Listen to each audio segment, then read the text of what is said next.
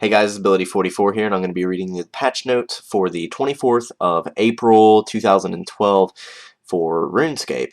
And these patch notes were posted by Mod Michelle, so pretty much she has to say the following small fixes and adjustments have now been made to the game. If you spot any further bugs in the game, please use the bug report feature, which that link will be in my description for any bugs that y'all might see in RuneScape. You can just report them there and be done with it. You know, the Jagex will check them out and they'll be all like, okay, it will take years to fix this. Anyways, on to the graphical patch notes.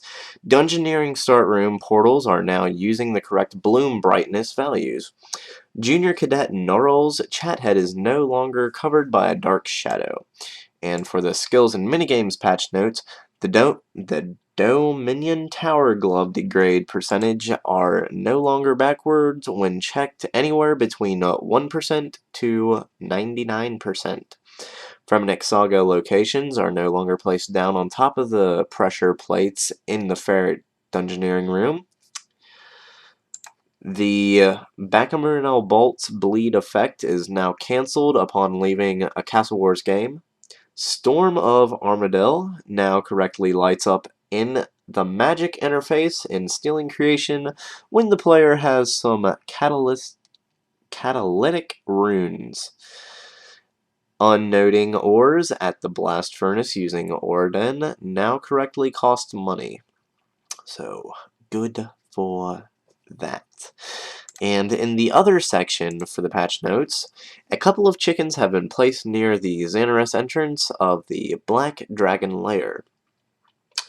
Wolpertingers no longer stop players from clearing dead farming bush patches. Shop Shop information no longer states weapon strength bonus as 10 times too large. The Bulwark Beast can now be attacked using ranged attacks once his armor has been destroyed. Wearing the Flash Powder Factory gear to gain experience from adding herbs to vials is now counted as herb lore by the Jack of Trades aura. The "You create a larger dose of potion" message from wearing Flash Powder Factory equipment is now filtered as spam. The client token failure login message has been updated to give more information on what the player needs to do to log in. Players can no longer sail to Intrana wearing restricted capes, considering they would be taken off Intrana as soon as they arrived with one. Cool deal. It is no longer possible to walk through walls using the Clan Theater's dramatic death emote. Linza no longer refers to the player being able to smith claws after after Death Plateau. I was about to say Dragon Plateau. That'd be a good quest name. Anyways, after Death Plateau, since they can now smith claws regardless of the quest being completed. It is no longer possible to telegrab rocks underwater. Some invisible blocking in the Wizards Guild has been removed. The Clan Cape meeting tent ledger now includes the organizer, coordinator, and overseer ranks. This last patch note is a very long one, so I might fuck up with reading some of it.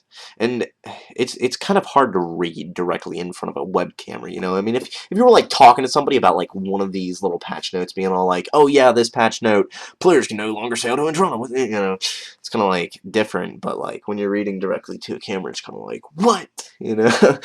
So it's like the oral report in school, you know? You gotta stand up in front of all those people. What? You want to eat a half of lasagna? Yeah. Thanks. Oh man, look how skinny my arm is. Holy shit, I should probably work out a little bit. It kind of looks like a chicken leg, but it's not a leg, it's an arm. Anyways, we're going to start with this last patch note. Or end with the last patch note, should I say? Yeah, I should say that. Okay. We've removed some set options from the Grand Exchange. The current version of the Grand Exchange allows all items listed to determine their own price, but some of these sets were struggling to follow the price of their correspondents, leading to scamming. And feedback from you about the disconcepturies.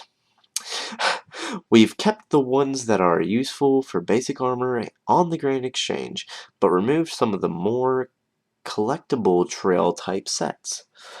You can still create, trade in, trade player to player, and store in your bank those set items that are removed from the Grand Exchange.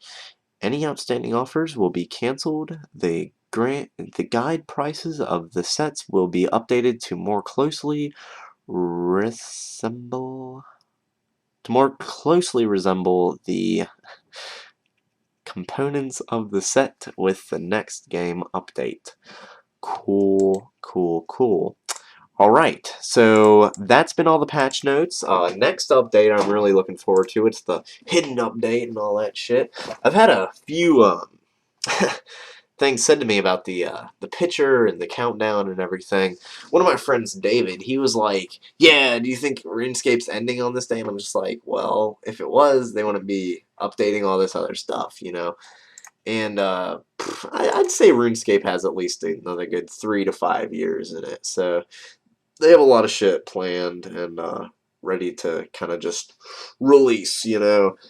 I believe if Jagex was just gonna quit one day, they wouldn't be doing all this stuff still. So yeah, that's my response. Because if you look at the name of the image, it's kind of like what, you know. I'm hoping it means like no more bots, you know, or something like that. But then I wouldn't understand like why they would have the 3 locations or whatever. I don't know. Anyways, it's Jagex. It's only like 4 more days until we find out. So cool stuff. I'm really excited to find out what they are planning. Or maybe it's like 7 days. 4 to 7 days, something like that. I don't know. Anyways, thanks for watching this video. Make sure to leave your comments on what you think about these patch notes. And check out the description if you missed any of these patch notes. I will have the patch notes forum link in there for the RuneScape forums. So, I'll catch y'all later, and thank you for watching.